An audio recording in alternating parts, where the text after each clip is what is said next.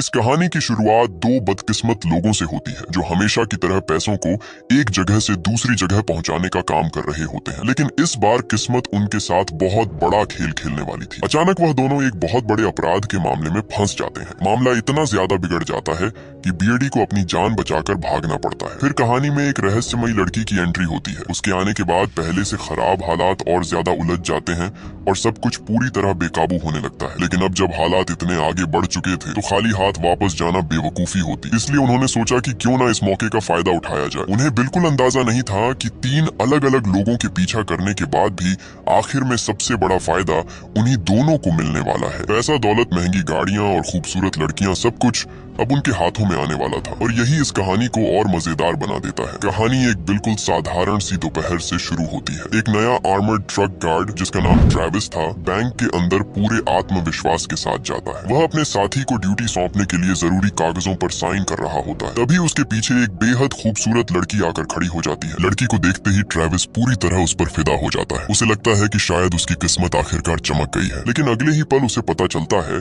कि लड़की को उससे नहीं बल्कि उसके हाथ में पकड़ी हुई पेन से मतलब था। ट्रेविस को लगता है कि उसका रोमांस शुरू होने से पहले ही खत्म हो गया। तभी अचानक वह लड़की उसे पीछे से आवाज देती है। लड़की साफ इशारा करती है कि वह ट्रेविस को ड्रिंक के लिए बुलाना चाहती है। ये सुनते ही ट्रेविस के चेहरे पर खुशी साफ दिखाई देने लगती है। लेकिन तभी कुछ ऐसा होता है जिसे देखकर कोई भी हैरान रह जाए। ट्रेविस अचानक अपनी गन निकाल देता है और सीधे लड़की पर तान देता है। ऐसा लगता है जैसे उसके दिमाग की कोई तार अचानक जल गई हो। लड़की खुद भी उसकी हरकत देखकर हैरान रह जाती है। सच कहा जाए तो कुछ लोग आखिर तक सिंगल क्यों रहते हैं, इसका जवाब ट्रेविस जैसे लोग ही होते हैं। लेकिन अच्छी बात यह थी कि यह अजीब और शर्मनाक मामला जल्दी खत्म हो गया और वहां ज्यादा हंगामा नहीं हुआ। ट्रेविस जब लड़की द्वारा दिए गए कागज को ध्यान से पढ़ता है तो उसके चेहरे पर फिर से मुस्कान लौट आती है। उसी रात ट्रेविस उस लड़की के साथ डेट पर जाता है। लड़की का व्यवहार इतना अच्छा होता है कि ट्रेविस खुद को बहुत खास महसूस करने लगता है। लेकिन उसके मन में थोड़ा डर भी रहता है क्योंकि सब कुछ बहुत जल्दी और बहुत आसानी से हो रहा था। उसे बिल्कुल अंदाजा नहीं था कि उस लड़की का असली मकसद कुछ और ही था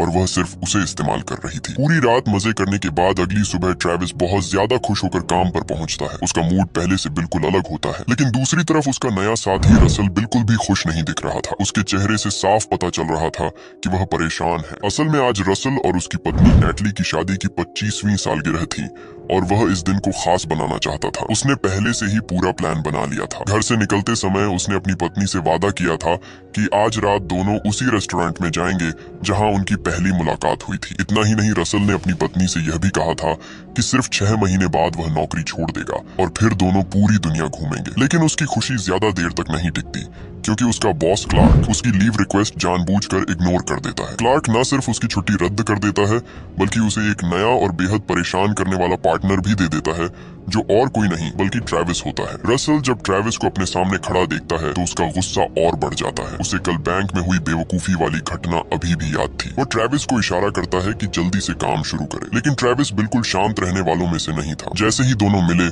ट्रेविस लगातार बोलना शुरू कर देता है। वह रसल की तारीफ करते हुए कहता है कि नए गार्ड्स के बीच वह एक लेजेंड की तरह मशहूर है। वह कहता है कि रसल के साथ काम करना उसके लिए बहुत बड़ी किस्मत की बात है और वह इस मौके को कभी नहीं भूलेगा। लेकिन रसल उसकी बातों में जरा भी नहीं आता। वह ट्रेविस के कपड़ों से लेकर उसके काम करने के तरीके तक हर चीज पर उसे डांटना शुरू कर देता है। बेचारा ट्रेविस उसकी डांट के सामने एक शब्द तक नहीं बोल पाता और बस चुपचाप उसकी बातें सुनता रहता है। आखिर में रसल उसे सख्त चेतावनी देता है। वह कहता है कि आज उसकी शादी की 25वीं सालगिरह है। अगर ट्रेविस ने आज रात उसकी वाइफ के साथ होने वाली डेट खराब की तो वह उसे जिंदा नहीं छोड़ेगा। लेकिन रसल ने ट्रेविस की समझदारी को जरूरत से ज्यादा समझ लिया था। ट्रेविस उसकी चेतावनी को बिल्कुल गंभीरता से नहीं लेता। उल्टा वह मुस्कुराते हुए उसके करीब आता है और पूछने लगता है कि आज रात एनिवर्सरी पर वह क्या खास करने वाला है। काफी देर तक ट्रेविस की बातें सुनने के बाद आखिरकार आर्मर्ड ट्रक चलना शुरू करता है और दोनों अपनी यात्रा पर निकल पड़ते हैं। उन्हें बिल्कुल अंदाजा नहीं था कि यह साधारण सा दिखने वाला सफर आगे चलकर बहुत खतरनाक बनने वाला है। दूसरी तरफ एक वेयरहाउस में 3 लुटेरे आर्मर्ड ट्रक को लूटने की योजना बना रहे होते हैं। उनकी लीडर वही खूबसूरत लड़की थी जो पिछली रात ट्रेविस के साथ डेट पर गई थी। असल में उसने जानबूझकर ट्रेविस से दोस्ती की थी ताकि आर्मर्ड ट्रक की पूरी जानकारी हासिल कर सके। वह बाकी दोनों लुटेरों को बताती है कि 1 घंटे बाद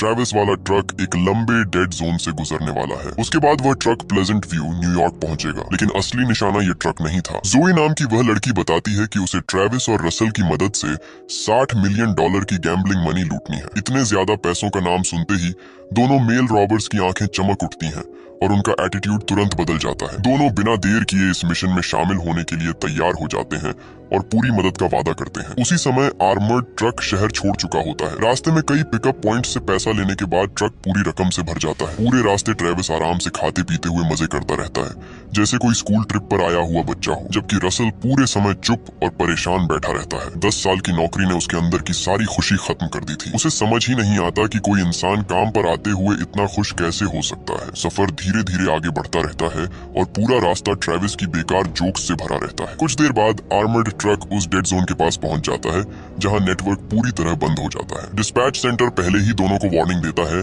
कि उस इलाके में जाने के बाद कम से कम 70 मिनट तक उनसे कोई संपर्क नहीं हो पाएगा। अगर उस दौरान कोई हमला हुआ तो उन्हें खुद ही सब संभालना पड़ेगा, इसलिए दोनों को पूरी सावधानी रखने को कहा जाता है। लेकिन ट्रेविस इसे भी मजाक में लेता है। वह कहता है कि उसे ना आसमान का डर है ना जमीन का। उसके हिसाब से अगर कोई हमला करेगा तो वह सीधा लड़ाई करेगा और सब संभाल लेगा। लेकिन रसल के मन में अजीब सा डर बैठ चुका था। उसे लगातार लग रहा था कि आज जरूर कुछ बुरा होने वाला है। वह ट्रेविस को समझाता है कि अपना मजाक वाला रवैया छोड़ दे, क्योंकि अगर मिशन खराब हुआ तो दोनों की जिंदगी बर्बाद हो जाएगी। लेकिन जैसे ही वह अपनी बात खत्म करता है तभी रियर मिरर में कुछ सस्पिशियस कार्स दिखाई देने लगती हैं। वह गाड़ियां तेजी से आर्मर्ड ट्रक के करीब आने लगती हैं और रसल तुरंत समझ जाता है कि मामला खतरनाक है। दूसरी तरफ ट्रेविस डर के मारे हकलाने लगता है। उसकी पहले वाली सारी बहादुरी एक पल में गायब हो जाती है। तभी एक पिकअप ट्रक आगे निकलता है और उसमें बैठा एक आदमी व्हाइट बोर्ड दिखाकर उन्हें ट्रक रोकने का इशारा करता है। यह देखकर रसल तुरंत डिस्पैच सेंटर से संपर्क करने की कोशिश करता है, लेकिन रेडियो पूरी तरह बंद हो चुका था। इसी बीच पीछे वाली गाड़ी अचानक तेजी से आगे आती है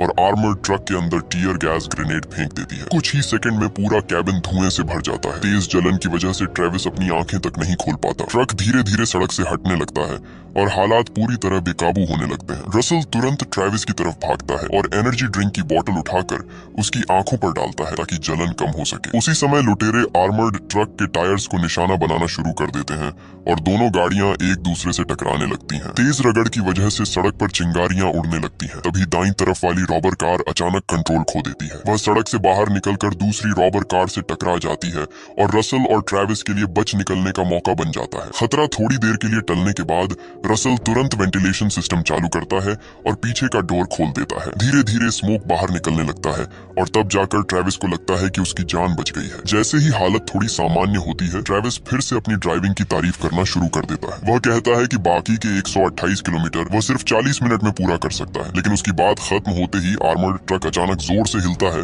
और बैलेंस बिगड़ने लगता है। असल में रॉबर्ट्स ने पहले टायर में जो डार्ट मारा था उसका असर अब शुरू हो चुका था। ट्रक का टायर तेजी से खराब होने लगता है और आखिरकार उन्हें सड़क के किनारे गाड़ी रोकनी पड़ती है। दोनों एक दूसरे की तरफ देखते हैं। रसल तुरंत ट्रेविस को टायर रिपेयर करने वाले टूल्स लाने को कहता है, लेकिन ट्रेविस शर्माते हुए बताता है कि उसे टायर बदलना आता ही नहीं है। ये सुनकर रसल और ज्यादा चिढ़ जाता है और मजबूरी में खुद ही काम शुरू कर देता है। वह अभी पहला बोल्ट ही निकालता है। तभी ट्रेविस अचानक हिसाब लगाकर कहता है कि रॉबर्ट सिर्फ 4 मिनट दूर है। जैसे ही वह यह बात बोलता है, दूर से गाड़ियों के हॉर्न की आवाज सुनाई देने लगती है, लेकिन किस्मत से इस बार आने वाली गाड़ी रॉबर्ट्स की नहीं होती। रसल तुरंत ट्रेविस को कहता है कि किसी तरह उस गाड़ी को रोको ताकि उनसे मदद मांगी जा सके। ये सुनते ही ट्रेविस खुशी से सड़क के बीच जाकर खड़ा हो जाता है और थम्स अप दिखाने लगता है। वह बिल्कुल स्टैच्यू की तरह बीच सड़क में खड़ा रहता है, लेकिन दूसरी गाड़ी वाला उसे पागल समझकर तेज स्पीड में निकल जाता है। उसी समय रॉबर्ट्स भी दोनों को ढूंढ रहे होते हैं, लेकिन हाईवे पर काफी दूर आने के बाद भी आर्मर्ड ट्रक उन्हें दिखाई नहीं देता। उनके हिसाब से पंक्चर टायर के साथ ट्रक ज्यादा दूर नहीं जा सकता था, इसलिए वे हैरान हो जाते हैं। तभी एक छोटी सड़क से अचानक एक व्हीकल बाहर आता दिखाई देता है और जोए तुरंत समझ जाती है कि ट्रक हाईवे छोड़ चुका है। दोनों रॉबर कार्स तुरंत मुड़कर उस साइड रोड की तरफ भागती हैं जहां रसल और ट्रेविस मौजूद थे। अच्छी बात यह थी कि रॉबर्ट्स के पहुंचने से पहले रसल टायर ठीक कर चुका था। दोनों तुरंत ट्रक में बैठते हैं और पूरी स्पीड में वहां से निकल जाते हैं। इसके बाद हाईवे पर एक बार फिर तेज और खतरनाक पीछा शुरू हो जाता है। रॉबर्ट्स आर्मर्ड ट्रक के पीछे वाले दरवाजे को काटने की कोशिश करने लगते हैं। यह देखकर रसल तुरंत पीछे जाता है और गन निकालकर लगातार फायरिंग शुरू कर देता है, लेकिन उसे जल्दी पता चलता है कि रॉबर्ट्स के हेलमेट्स बुलेट प्रूफ हैं और गोलियों का उन पर कोई असर नहीं हो रहा। इसी लड़ाई के दौरान रसल की गन नीचे गिर जाती है और उसे वापस अंदर भागना पड़ता है। किस्मत से रॉबर्ट्स की बुलेट्स भी खत्म हो चुकी थीं, इसलिए वे डोर काटने पर ही ध्यान देने लगते हैं। अब रसल समझ चुका था कि अगर वह चुप बैठा रहा तो दोनों मारे जाएंगे, इसलिए वह बड़ा फैसला लेते हुए पीछे का डोर खोल देता है और पैसों से भरे बैग्स सड़क पर फेंकना शुरू कर देता है। उसे उम्मीद थी कि पैसा देखकर रॉबर्स रुक जाएंगे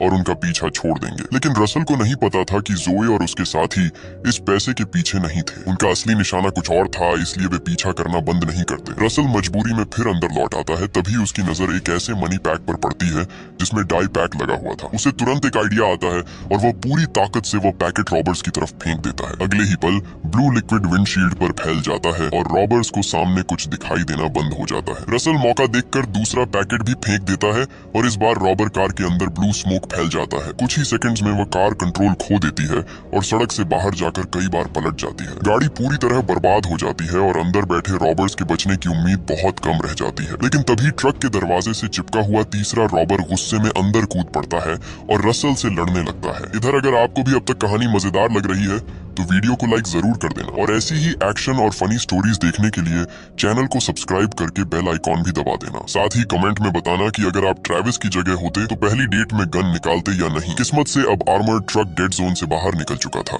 इसलिए ट्रेविस तुरंत अपने बॉस क्लार्क को कांटेक्ट करने की कोशिश करता है। लेकिन डर और तनाव की वजह से उसका दिमाग पूरी तरह खाली हो चुका था और वह ठीक से कुछ बोल ही नहीं पा रहा था। काफी देर चिल्लाने के बाद भी वह सिर्फ इतना ही कह पाता है कि वे बहुत बड़ी मुसीबत में फंस चुके हैं। क्लार्क गुस्से में रसल का नाम पुकारता है, लेकिन उस समय रसल रॉबर के साथ जोरदार लड़ाई कर रहा होता है। लेकिन अचानक रसल पूरी ताकत लगाकर रॉबर को नीचे गिरा देता है और तुरंत पीछे का डोर बंद कर देता है। इसके बाद वह कॉइन्स से भरा एक भारी बैग पीछा कर रही रॉबर कार पर फेंक देता है। अगले ही पल जोरदार एक्सप्लोजन होता है और पूरी कार आग की लपटों में घिर जाती है। ये देखकर ट्रेविस खुशी से चिल्लाने लगता है और लगातार रसल की तारीफ करने लगता है। लेकिन दोनों ये नहीं देख पाते कि आर्मर्ड ट्रक का पीछे वाला डोर फिर से खुल चुका था। कुछ ही देर में ट्रेविस और रसल को पकड़कर एक वेयरहाउस में ले जाया जाता है। वहाँ उनके सामने वही लड़की आती है जिसने पिछली रात ट्रेविस के साथ डेट की थी। जैसे ही वह अपना हेलमेट उतारती है, ट्रेविस की आंखें पूरी तरह खुल जाती हैं। अब उसे समझ आता है कि वह शुरू से ही एक जाल में फंस चुका था और लड़की ने उसे इस्तेमाल किया था। लेकिन जोए उसके सवालों पर ध्यान नहीं देती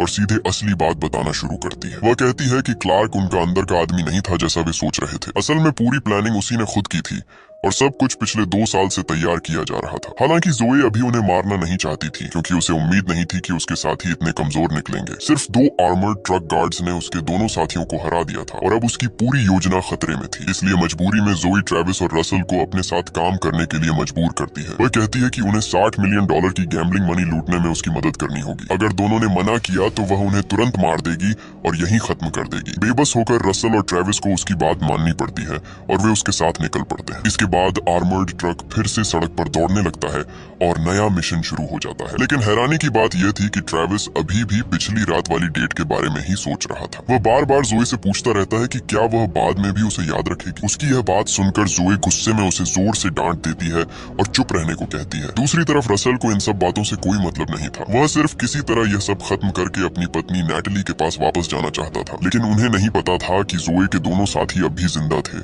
और किसी तरह बच निकले थे। जब उन दोनों को एहसास होता है कि जोए उन्हें छोड़कर चली गई है तो उनके चेहरे गुस्से से भर जाते हैं। वे $60 मिलियन को इतनी आसानी से छोड़ना नहीं चाहते थे, इसलिए उन्होंने फिर से पीछा करने का फैसला किया। दूसरी तरफ आर्मर्ड ट्रक एक रिपेयर शॉप पर पहुंचता है जहां जोए का एक और साथी पहले से मौजूद था। उसका नाम फाइटर था और वह आगे की तैयारी कर रहा था। इसके बाद तीनों मैकेनिक का भेष बनाकर अंदर जाते हैं ताकि कुछ देर आराम कर सकें और अगला प्लान बना सकें। लेकिन जहां जोए शांत दिखाई दे रही थी, वहीं रसल और ट्रेविस अंदर से बहुत डरे हुए थे। हालत इतनी खराब थी कि दोनों ठीक से खाना तक नहीं खा पा रहे थे। ये देखकर जोए जल्दी जल्दी खाना खत्म करती है और उन्हें अगला पूरा प्लान समझाने लगती है। वो बताती है कि 2:45 से पहले उन्हें सरेंटो कसिनो पहुंचना होगा। वहीं से उन्हें $60 मिलियन की गैम्बलिंग मनी लूटनी थी। उसकी बात सुनते ही रसल तुरंत समझ जाता है कि इस प्लान में बहुत बड़ा खतरा है। वह कहता है कि पूरे स्टेट में कसिनो कैश ट्रांसपोर्ट का काम सेंट्रल डिस्पैच स्टेशन संभालता है। ऐसे में नए गार्ड्स को देखकर सिक्योरिटी वाले तुरंत शक करेंगे और उन्हें रोक देंगे। लेकिन जोए को इसकी कोई चिंता नहीं थी क्योंकि उनके पास असली आर्मर्ड ट्रक और गार्ड्स की पहचान मौजूद थी। उसके हिसाब से मौके पर जो होगा देखा जाएगा और किसी तरह अंदर घुस जाएंगे। लेकिन उसे डर था कि रसल कहीं भाग ना जाए, इसलिए वह उसे डाइनिंग टेबल से हैंडकफ कर देती है। इसके बाद वह ट्रेविस को साथ लेकर बाहर तैयारी करने चली जाती है। कुछ देर बाद जब दोनों वापस आते हैं तो देखते हैं कि रसल वहां से गायब हो चुका था। असल में उसने ग्लास तोड़कर उसके टुकड़े से हैंडकफ काट ली थी और भाग निकला था। रसल के भागते ही जोई और ट्रेविस तुरंत उसके पीछे दौड़ पड़ते हैं। दोनों जल्दी से उसे पकड़ना चाहते थे, लेकिन जैसे ही वे एक मोड़ पर पहुंचते हैं, अचानक रसल पीछे से आता है और जोई को पकड़कर उसका गला दबा देता है। रसल सोचता है कि अब वह जोए को हॉस्टेज बनाकर खुद और ट्रेविस को यहाँ से छुड़ा सकता है, लेकिन ट्रेविस पूरी तरह जोए के प्यार में पागल हो चुका था और उसका दिमाग काम करना बंद कर चुका था। वह रसल की मदद करने के बजाय हैंडकफ्स उठाकर जोए को वापस दे देता है। इतना ही नहीं, वह खुद जोए के साथ गैम्बलिंग मनी लूटने के लिए भी तैयार हो जाता है। यह देखकर रसल पूरी तरह बेबस हो जाता है और मजबूरी में उसे दोनों के साथ रहना पड़ता है। तीनों लोग तय समय से 30 मिनट पहले टारगेट लोकेशन पर पहुंच जाते हैं, लेकिन तभी अचानक आर्मर्ड ट्रक के दरवाजे पर कोई दस्तक देता है। दरवाजा देखते ही रसल की आंखें हैरानी से बड़ी हो जाती हैं,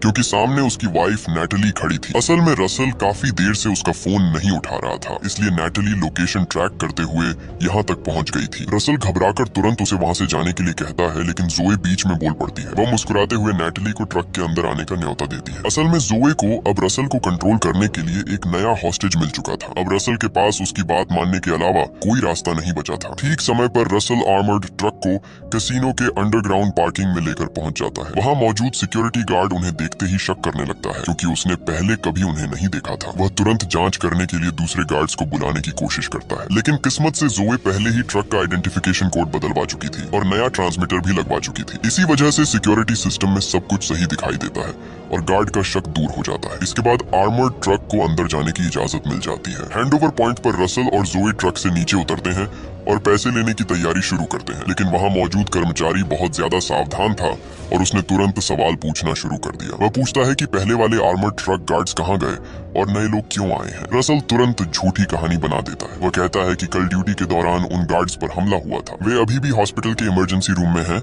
इसलिए सेंट्रल डिस्पैच ने उन्हें भेजा है। रसल इतनी आसानी से झूठ बोल देता है कि लगता ही नहीं ये कहानी उसने उसी समय बनाई है। हैरानी की बात यह थी कि कैसीनो स्टाफ उसकी बात पर भरोसा भी कर लेता है। इसके बाद वे दोनों को वॉल्ट तक लेकर जाते हैं, जहां $60 मिलियन कैश रखा हुआ था। धीरे धीरे पूरा पैसा आर्मर्ड ट्रक में लोड किया जाने लगता है। सब कुछ इतनी आसानी से होता देखकर जोए के चेहरे पर खुशी साफ दिखाई देने लगती है, लेकिन तभी एक अच्छे कपड़े पहना हुआ आदमी उनके पास आता है। वह जोए को देखकर कहता है कि वह उसे पहचानता है, क्योंकि वह उसके पिता का पुराना दोस्त है। हालांकि ये छोटी सी बात उनके प्लान पर ज्यादा असर नहीं डालती और काम आगे बढ़ता रहता है। कुछ ही देर में पूरा $60 मिलियन ट्रक में भर दिया जाता है और वे वहां से निकलने की तैयारी करने लगते हैं, लेकिन तभी असली आर्मर्ड ट्रक उम्मीद से पहले वहां पहुंच जाता है। उसे देखते ही रसल तुरंत समझ जाता है कि अब मामला बिगड़ने वाला है। वह बिना देर किए एक्सेलरेटर दबाता है और तेजी से पार्किंग से बाहर निकल जाता है। उसका ट्रक असली आर्मर्ड ट्रक के बिल्कुल पास से गुजरता है और पूरी स्पीड में सड़क पर आ जाता है। इधर बेसमेंट में मौजूद सिक्योरिटी गार्ड अब पूरी तरह कंफ्यूज हो चुका था। उसे समझ नहीं आता कि एक ही जगह पर दो आर्मर्ड ट्रक्स कैसे हो सकते हैं, लेकिन जब तक उसे सच्चाई समझ आती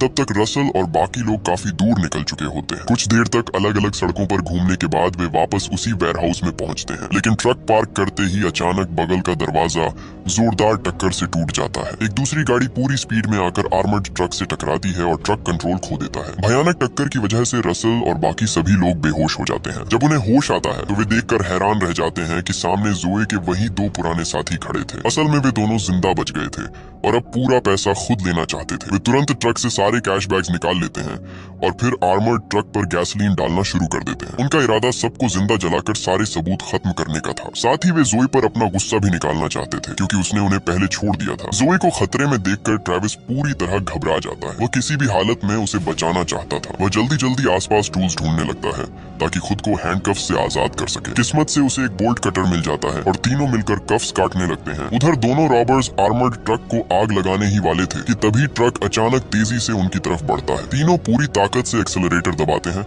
और ट्रक सीधे एक रॉबर को जोरदार टक्कर मार देता है। वह आदमी हवा में उछलकर दूर जा गिरता है, जबकि दूसरा रॉबर लगातार फायरिंग शुरू कर देता है, लेकिन आर्मर्ड ट्रक इतनी तेजी से उसकी तरफ बढ़ रहा था कि उसे पीछे हटना पड़ता है। जैसे ही वह दोबारा उठकर गोली चलाने लगता है, तभी जोए अचानक साइड से आती है और उसके हाथ से गन छीन लेती है, लेकिन अगले ही पल जोए सबको चौंकाते हुए खुद ब्लू कार में बैठ जाती है, जिसमें पूरा कैश भरा हुआ था। वह बिना किसी को साथ लिए अकेले वहां से भाग निकलती है। ये देखकर बाकी रॉबर गुस्से से पागल हो जाता है और तुरंत रसल पर गोली चला देता है। इसके बाद वह नैटली को हॉस्टेज बनाकर जोए के पीछे निकल पड़ता है। अच्छी बात यह थी कि रसल ने बुलेट प्रूफ वेस्ट पहनी हुई थी, इसलिए वह बच जाता है। जमीन से उठते ही वह ट्रेविस को तुरंत ट्रक चलाने के लिए कहता है ताकि नैटली को बचाया जा सके। उधर हाईवे पर जोए और रॉबर की गाड़ियां पूरी स्पीड में दौड़ रही थी और खतरनाक चेस शुरू हो चुका था। ट्रेविस भी आर्मर्ड ट्रक को पूरी ताकत से दौड़ाने लगता है ताकि वे जल्दी उन तक पहुंच सकें, लेकिन तभी पीछे से कई पुलिस कार्स उनके पीछे लग जाती हैं और ऊपर हेलीकॉप्टर की आवाज भी आने लगती है। ऐसा लग रहा था जैसे पूरी पुलिस फोर्स मैदान में उतर आई हो। सबसे बड़ी मुसीबत ये थी कि पुलिस रसल और ट्रेविस को ही असली रॉबर्ट समझ चुकी थी, इसलिए पुलिस लगातार आर्मर्ड ट्रक का पीछा कर रही थी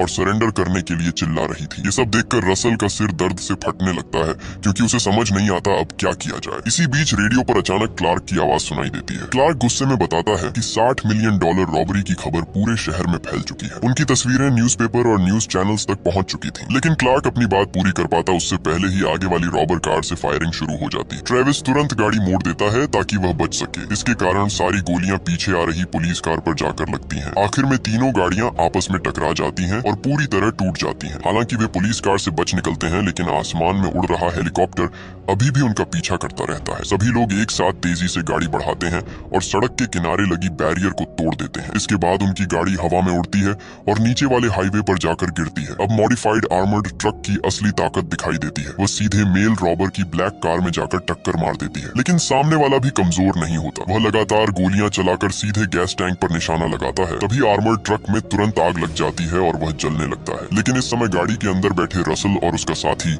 यह बात समझ ही नहीं पाते। जब गैस पेडल गर्म होने लगता है तब दोनों जल्दी से गाड़ी से बाहर कूद जाते हैं और भागने लगते हैं। तभी सही समय पर जोए वहां पहुंच जाती है। वह अपनी विंडशील्ड की मदद से दोनों को बचा लेती है। हालांकि वह इस बात से गुस्सा होती है कि दोनों उसे छोड़कर भाग गए थे, लेकिन इस समय सबसे जरूरी काम आगे भाग रहे मेल रॉबर को रोकना होता है। तभी तीनों अचानक फंस जाते हैं और मजबूरी में कार के पीछे छिप जाते हैं। डर की वजह से कोई भी बाहर नहीं निकलता। जब उन्हें लगता है कि अब उनकी जान नहीं बचेगी, तभी अचानक गोलियों की आवाज बंद हो जाती है। असल में नेटली, जिसे सब बेहोश समझ रहे थे, अब होश में आ चुकी होती है। इसके बाद नेटली पीछे से हमला कर देती है और रॉबर को नीचे गिरा देती है। इसी के साथ ये ट्रांसनेशनल रॉबरी अचानक खत्म हो जाती है। कुछ देर बाद पुलिस वहां पहुंच जाती है और पूरे इलाके को संभाल लेती है। सारी सच्चाई सामने आने के बाद रसल और बाकी तीनों को बेगुनाह मान लिया जाता है। ट्रेविस सबसे ज्यादा खुश होता है क्योंकि उसे जोई का छोड़ा हुआ एक नोट मिल जाता है और इसी के साथ ये मूवी खत्म हो जाती है। इस वीडियो को देखने के लिए धन्यवाद। आपको ये मूवी कैसी लगी नीचे कमेंट करके जरूर बताइए एंड वीडियो को लाइक और चैनल को सब्सक्राइब करना न भूले, जो आप इस तरह की और वीडियोस देख पाए।